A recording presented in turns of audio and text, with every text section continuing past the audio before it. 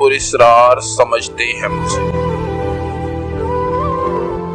मैं तो चुप हूँ कि अंदर से बहुत खाली हूँ, और लोग हैं कि पुरस्कार समझते हैं मुझे। मैं बदलते हुए हालात में ढल जाता हूँ, देखने वाले फनकार समझते हैं मुझे। वो जो उस पार हैं उनके लिए इस पार हूँ मैं, और जो इस पार है उस पार समझते हैं मुझे। नेक लोगों में नेक गिना जाता है मुझे, और गुनाहगार गुनाहगार समझते हैं मुझे। यार भी राह की दीवार समझते हैं मुझे।